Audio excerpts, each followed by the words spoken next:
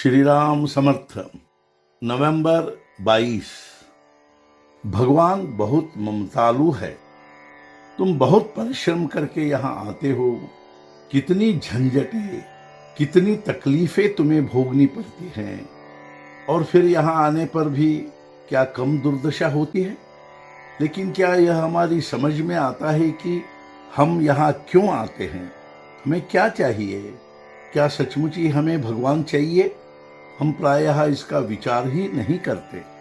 हम पर कोई संकट आया या हमारा कुछ बुरा हुआ तो हम कहते हैं भगवान ने यह क्या किया, ऐसा कैसा किया।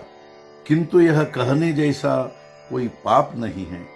इसे तो भगवान में विश्वास न करने वाला आदमी अच्छा माना जाएगा, क्योंकि वह कम से कम भगवान ने बुरा किया ऐसा तो नहीं कहेगा। भगवान सचमुच बहुत ममतालु हैं। वह किसी का भी दुख सह नहीं पाता। क्या किसी माँ को अपने बच्चे को हुआ दुख या कष्ट अच्छा लगेगा? इसीलिए भगवान ने मेरा बुरा किया, यह मिथ्या धारणा अपने मन से निकाल डालो। द्रौपदी को जब दुशासन ने वस्त्र हरण के लिए भरी सभा में खींचा, तब उसे लगा था कि पांडव यह दुष्ट कृत्य सह नहीं सकेंगे। वे मेरी दुर्दशा नहीं होने देंगे। वे दुशासन की धज्जियां बिखेर देंगे। उसे पांडवों का विश्वास था। इसलिए जब दुशासन ने उसके आंचल की ओर हाथ बढ़ाया तो उसने धर्मराज की ओर देखा। किंतु धर्मराज को लगा कि यदि इस समय विरोध किया तो मेरे सत्य का पर्दा फाश हो जाएगा। इसलिए उसने लज्जा से सिर झुका लिया। अरे, यह कैसा अहम भाव से लथपथ सत्य। यही स्थिति अन्य पांडवों की भी हुई। फिर उसने भीष्म पितामह की ओर देखा, किंतु उन्होंने भी गर्दन झुका ली। बस तब तो उसने संसार से सहायता मिलने की आशा छोड़ ही दी और आकुलता से श्री कृष्ण को पुकारा, और उन्होंने साड़ियों का ढेर लगाकर उसकी इज्जत बचाई। बाद में एक बार भेंट होने पर द्रौपदी ने श्री कृष्ण से पूछा, तुम पहले ही मेरे बचाव के लिए क्यों नहीं दौड़े आए?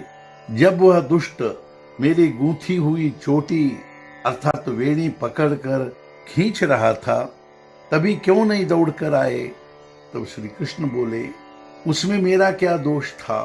मैं तो तेरी रक्षा करने के लिए आतुर था। किंतु तब तू पांडवों की तथा लोगों की आशा कर रही थी। तुझे लग रहा था कि वे तेरी रक्षा करेंगे, इसलिए मेरे आने के लिए दरवाजा खुला नहीं था। फिर मैं कैसे आता?